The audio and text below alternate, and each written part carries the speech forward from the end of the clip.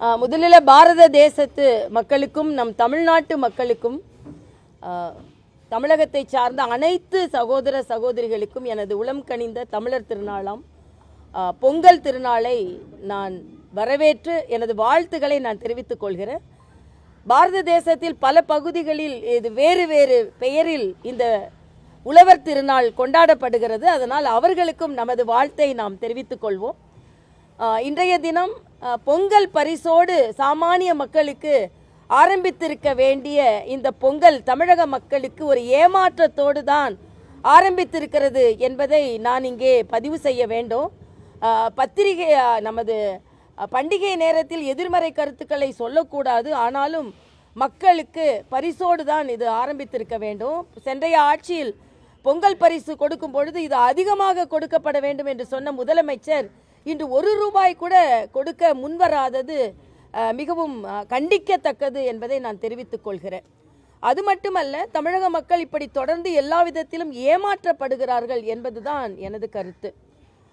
இன்று இடைத்தேர்தலை புறக்கணித்திருக்கிறோம். அது திமுகவை அனைத்து கட்சிகளும் புறக்கணிக்கிறது என்பதுதான் சரியான வாசகமாக இருக்கும்.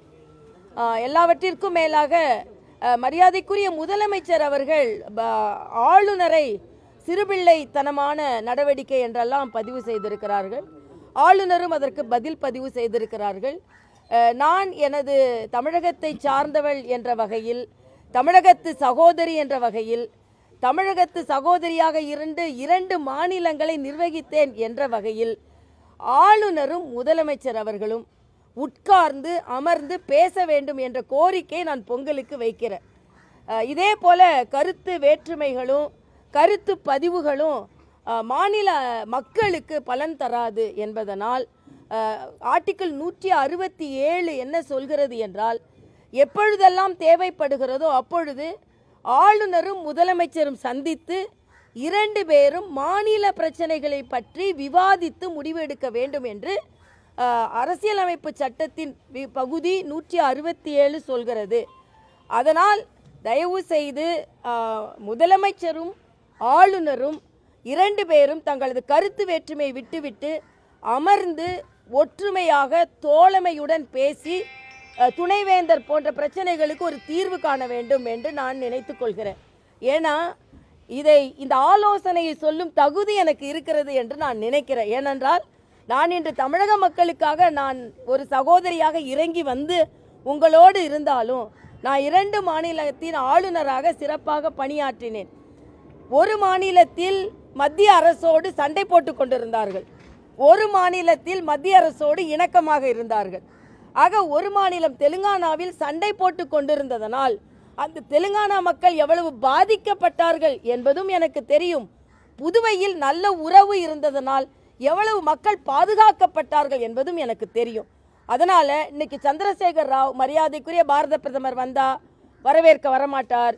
ஆயுஷ்மான் போன்ற திட்டங்கள் எப்படி என்று தமிழக முதலமைச்சர் எந்த திட்டத்தை கொடுத்தாலும் அதை நாங்கள் ஒத்துக்க மாட்டோம்னு சொல்றாரோ அதே மாதிரி சந்திரசேகர் ராவும் சொல்லி கொண்டிருந்தார். இன்னைக்கு அவர் வீட்டில் இருக்கிறார்.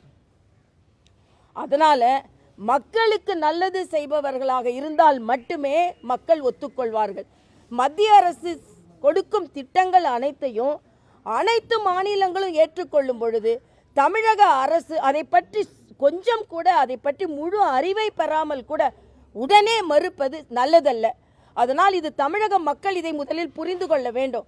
மத்தியில் ஒரு திட்டம் கொண்டு வரப்படுகிறது என்றால் அந்த திட்டம் ஆராய்ச்சிக்கு பின்பு பல ஆலோசனைக்கு பின்பு மக்கள் எவ்வளவு பலன் பெறுகிறார்கள் என்பதை எல்லாம் தெரிந்து கொண்டுதான் அந்த திட்டங்கள் கொண்டு வரப்படுகிறது. ஆனால் அந்த திட்டம் கொண்டு வந்த உடனேயே அதை மறுப்பது தமிழக அரசிற்கு நல்லதல்ல. தை பிறந்தால் வழி பிறக்கும். அதனால் இந்த வலியை எல்லாம் மறந்து இனிமேலாவது மத்திய அரசின் நல்ல திட்டங்களை தமிழக அரசு பின்பற்ற வேண்டும். அது தமிழக மக்களுக்கு பலன் தருவதாக இருக்கும். உதாரணத்திற்கு சொல்ல வேண்டும் என்றால் விஸ்வகர்மா திட்டத்தில் 8.5 லட்சம் கைவினை கலைஞர்கள் தங்களுக்கு உதவி வேண்டும் என்று பதிவு செய்திருந்தார்கள். நீங்கள் அந்த திட்டத்தை பின்பற்றாததனால் 8.5 லட்சம் எளிய கைவினை கலைஞர்கள் பாதிக்கப்படுகிறார்கள். ஆனால் நீங்கள் ஒரு திட்டத்தை சொல்லி இருக்கிறீர்கள். அதை விட மக்கள் அந்த திட்டத்தின் மீதுதான் அதிக நம்பிக்கை வைத்திருந்தார்கள் என்பதையும் நான் இங்கே தெளிவுபடுத்துகிறேன்.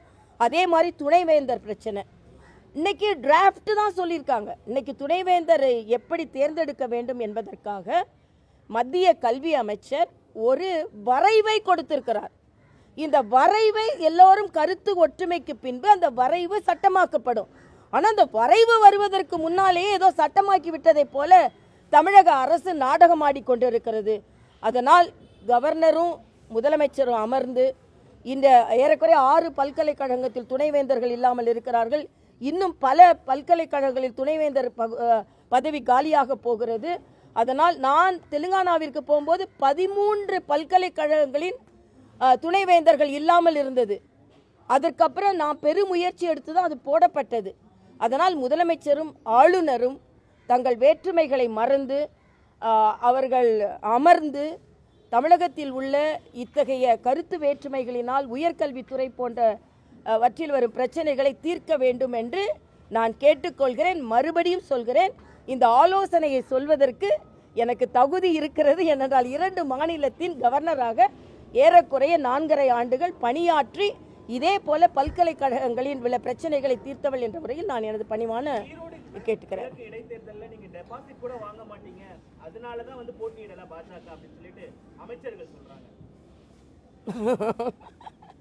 இப்போ அமைச்சர்கள் எதை சொல்வது, அமைச்சர்கள் சொல்வதை பற்றிலாம் நாங்கள் இப்போ கவலைப்பட போவதில்லை. டெபாசிட் வாங்குறோமா வாங்கலையான்றதில்லை, உங்களை நோக்கி போட்டி போடக்கூட நீங்கள் தகுதியற்றவர்கள் என்பதை நாங்கள் பதிவு செய்கிறோம். நீங்கள் அதாவது ஒரு போர்க்களம் என்றால் 2 வீரர்கள் துணிச்சலாக போர் செய்யணும். நீ போருக்கு வரேன் உன் போருக்கு நாங்க தயாரா நீ போர் வீரவன் உன் கூட உனக்கு இல்லை சொல்லிக்கொண்டே இருக்க வேண்டியதுதான். ஆனா யார் வரா? எதிர்காலத்தில் எனக்கு நேராக போட்டி போடுவதற்கு ஒருவர் வரவில்லை என்றாலே திமுக முதலில் கவலைப்பட வேண்டும். எதற்கு எல்லா கட்சிகளும் புறக்கணிக்கிறது என்பதை பற்றி கவலைப்பட வேண்டும். களம் சரியாக இருந்து களங்கம் இல்லாத களமாக இருந்தால் எல்லோரும் போட்டிக்கு, ஜனநாயகம் என்றால் நம்பிக்கையோடு போட்டிக்கு வருவதுதான் ஜனநாயகம். உங்க கூட போட்டிக்கு வரவே யாரும் தயாராக என்றால் பெருமை இல்லை, சிறுமை என்பதை நீங்கள் உணர வேண்டும்.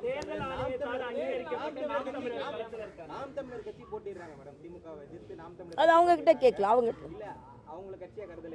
இல்ல, அதை பத்தி நான் சொல்லல. எங்க கட்சியை பத்தி சொன்னேன்.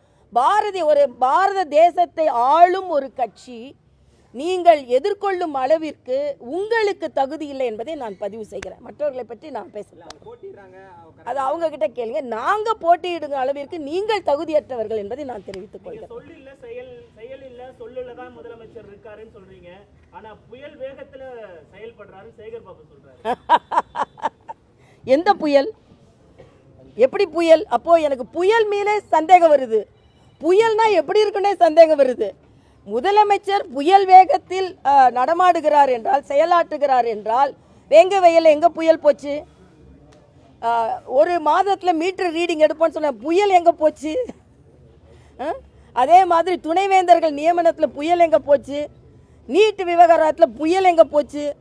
ஐயோ, புயல் எங்க செயல் எங்க போச்சு? செயல் எங்க போச்சுன்னா புயல் இங்க இருக்கு, புயல் இங்க இருக்குன்னா முதல்ல செயலை காட்டுங்க, அப்புறம் நாங்கள் புயலா இல்லைன்னா நீங்க ஆமை வேகத்தில் நீங்க நடமாடுறீர்கள் சொல்லுவோம். சேகர் பாபு என்ன வேணாலும் சொல்லுவார். இன்னைக்கு சேகர் பாபுக்கு வேற வழி இல்லை. அதனால இப்போ புயல் என்பதற்கான அர்த்தம் என்ன அப்படின்னு தமிழகத்தில் இப்போ முதலமைச்சர் நடந்து வருகின்ற அளவு தான் புயல்னா, அப்போ புயலுக்கே நாம எவ்வளவு கிலோமீட்டர் வேகத்தில் புயல் வருதுன்றதை நம்ம கணக்கெடுக்க வேண்டிய ஒரு சூழ்நிலையில் நாம் இருக்கிறோம் அப்படின்னு நான் நினைக்கிறேன். பாஜக சார்பாக அந்த ஈரோடு கிழக்கு தேர்தலை பொறுத்த வரைக்கும் கடந்த இடைத்தேர்தலை குறிப்பிட்டு சொல்கிறோம், பட்டியல் அடித்து வச்சு மக்களை ஓட்டு போட வைக்கிறாங்க. மக்கள் சுயசிந்தனையோட தானே ஓட்டு போடுறாங்க, நீங்கள் நம்பலையா?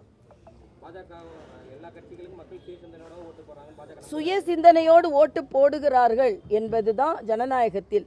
ஆனால் அவர்களை சுயமாக சிந்திக்க விடுவதில்லை என்பதுதான் நமது கருத்து. விடமாட்டேன்றாங்க. அவங்க ஆட்சி அதிகாரம் எல்லா பலத்தையும் அவர்கள் பயன்படுத்தி அவர்கள் அப்படி செய்கிறார்கள் என்பதுதான். அதனால மக்கள் தானாக முன்வந்து அவர்கள் பதிவு செய்வது இல்லை. அதுவும் இடைத்தேர்தலில் அந்த கட்டாயப்படுத்தப்படுகிறார்கள். மக்களை நான் என்னைக்குமே குறைத்து மதிப்பிடலை. ஆனால் அரசாங்கம் நேர்மையாக தேர்தல் நடத்தும் வழிமுறைகளை மக்களுக்கு ஏற்படுத்தி தரமாட்டார்கள் என்பதுதான் எனது கருத்து. பெரியார் குறித்து சர்ச்சைக்கான சீமான் பல கருத்துக்கள் தெரிவிக்கிறார். அது பாஜகவோட ஒத்து போகுது. திமுக நாம் தமிழர் கட்சி பாஜகவோட பி டீம் சொல்றாங்க. அப்படி இருக்கும் பொழுது பெரியார் குறித்த கருத்து பாஜகவோடு ஒத்து போவது பார்க்கும் பொழுது நாம் தமிழர் பாஜகவோட பி டீமா? இல்லை, இதுக்கு நான் நேற்றே ஏற்கனவே பதில் சொல்லிட்டேன். நாங்கள் வந்து டீம் கிடையாது, தீம். அவங்க தீமும் நாங்கள் தீமும் பேசிக்கிட்டு இருக்கோம். ஆனால் பெரியாரை பற்றி பிம்பத்தை உடைப்பது யாராக இருந்தாலும் நாங்கள் அது சரி என்று சொல்வோம். ஏன்னா அவரது பிம்பத்தை உடைப்பதற்கு நாங்களும் பல ஆண்டு காலமாக நாங்கள் முயற்சி செய்து வருகிறோம். பெரியார் சமூக சீர்திருத்தவாதி இல்லை என்பதை எங்களது தலைவர்கள் பல முறை பதிவு செய்திருக்கிறார்கள். இன்று அடிஷனலாக அண்ணன் சீமானும் பதிவு செய்வது வரவேற்கத்தக்கது என்பது எனது கருத்து. தை பிறந்தால் வழி பிறக்கும் சொன்னீங்க. தை பிறந்தால் புதிய தலைவர் வருவாரா பாஜகவிற்கு, தமிழக பாஜக? இங்கே தேர்தல் நடக்கட்டும். என் கட்சி நல்ல முறையில் நடந்து கொண்டு இருக்கிறது. தேர்தல் வழிமுறைகளை பற்றி சொல்வதற்கு எனக்கு தகுதி இல்லை, அவ்வளவுதான். இடைத்தேர்தலில் திமுக வெற்றி பெறுவாங்க. வெற்றி பெறும். ஆளே இல்லைன்னா, எதிரியே இல்லைன்னா அப்புறம் வெற்றி தான். வெற்றி எங்கே இருக்கு? வெற்றி தேர்தல் தான். என்ன பண்ண முடியும்? நன்றி தம்பிங்களா. அனைவருக்கும் மறுபடியும் எனது உளம் கனிந்த பொங்கல் வாழ்த்துக்களை நான் தெரிவித்துக் கொள்கிறேன். தை பிறந்தால் வழி பிறக்க வேண்டும். தமிழகத்தில் வலி பிறக்கக்கூடாது, அவ்வளவுதான். அதனால் தை பிறந்தால் வழி பிறக்கும் என்ற ஒரு ஆசையோடு எல்லோருக்கும் எனது வாழ்த்துக்கள். நேரடியாக வந்த பத்திரிகை சகோதரர்களுக்கும் எனது வாழ்த்துக்களை தெரிவித்து மறுபடியும் சொல்கிறேன், பரிசோடு ஆரம்பித்திருக்க வேண்டிய இந்த பொங்கலை ஏமாற்றத்தோடு தமிழக மக்களுக்கு ஆரம்பிக்க வைத்திருக்கிறார் முதலமைச்சர் என்பதை மறுபடியும் பதிவு செய்கிறேன்.